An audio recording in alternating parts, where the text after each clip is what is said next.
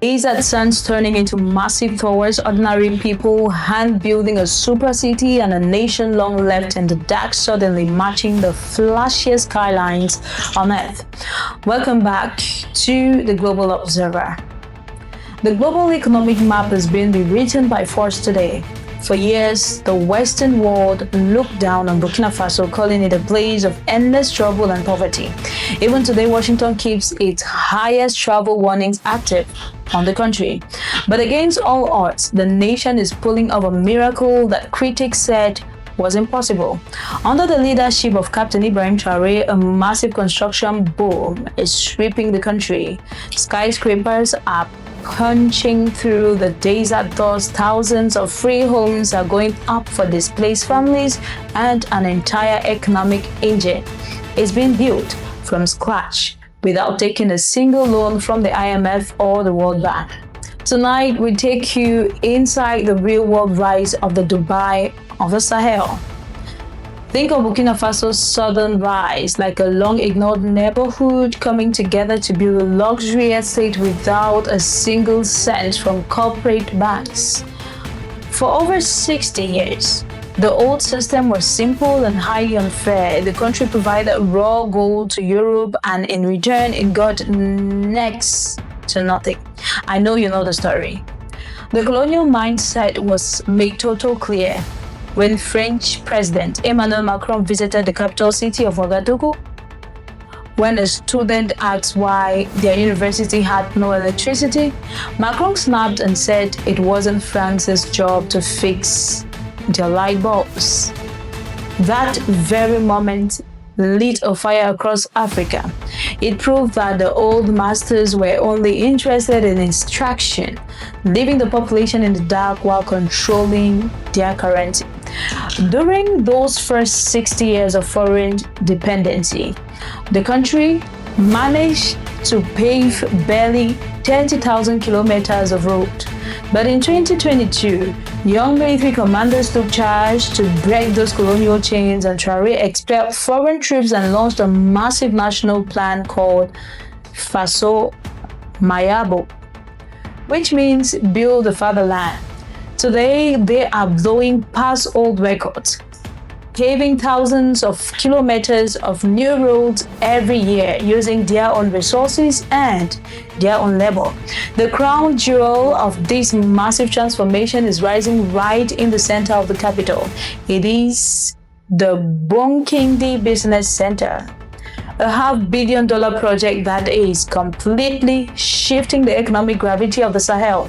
We are talking about a flagship 35-story glass tower surrounded by 14 additional skyscrapers, creating a dense golden triangle of commerce.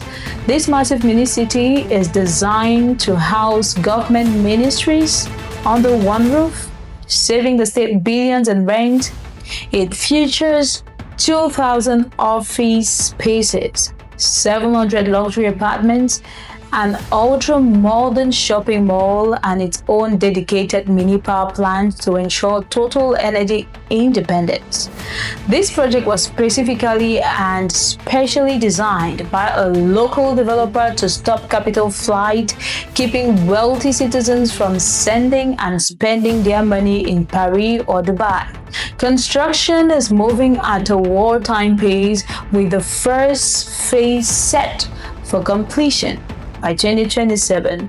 It is a physical declaration that a nation can achieve wealth and modernity without losing its sovereignty. Just a few hundred meters away from this business hub, the state is making another massive power move of its own. They are building Zafara Plaza, a high-standing complex that looks more like a five-star resort than a bureaucratic headquarters. This project features a central 20-story tower designed for a luxury hotel flanked by 5 additional 70-story buildings. For decades, the government spent fortunes renting old broken-down villas for its officials. Zafara Plaza completely ends that era, creating thousands of jobs and projecting the image of a nation that is no longer renting its future but building it. But the true national rebirth cannot just be a playground for the wealthy.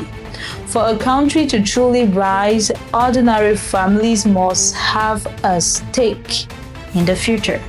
That is why the state has rolled out a massive nationwide program to construct 50,000 housing units for low-income households, displaced families, and the homeless, with over 12,000 units already entering advanced stages.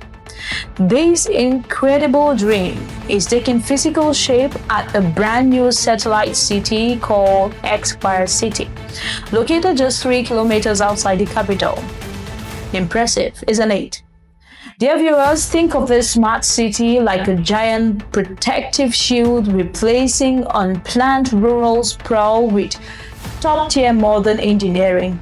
And right now, around 2,000 modern homes are rising from the dead to replace traditional mud huts that leave households exposed to the elements. From day one, the blueprints include paved roads, advanced drainages, and the entire advanced drainage system, not leaving out independent solar power networks to keep the electricity running 24/7.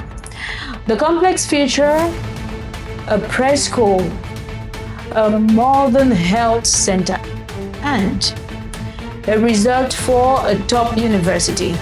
Best of all is the actually affordable for local workers, with standard apartments starting around $20,000. It is a complete lifestyle ecosystem built by a local workforce combining Turkish and German technical expertise with pure African vision. The infrastructure boom is hitting the tech and sport worlds too.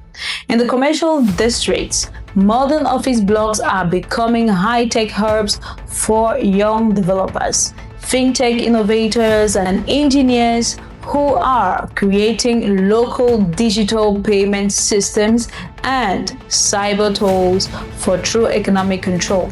Meanwhile, in the country's second largest city, Bombo Dioulasso, the massive 15,000-seat covered stadium is being rapidly assembled.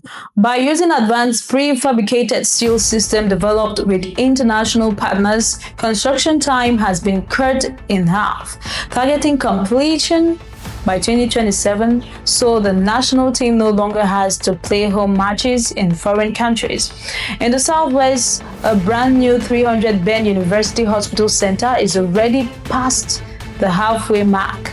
This rapid growth reflects Traore's core belief that sovereignty is completely meaningless if a nation cannot care for the health and education of its own people. But the most beautiful part of this entire story is that ordinary citizens are refusing to watch from the sidelines.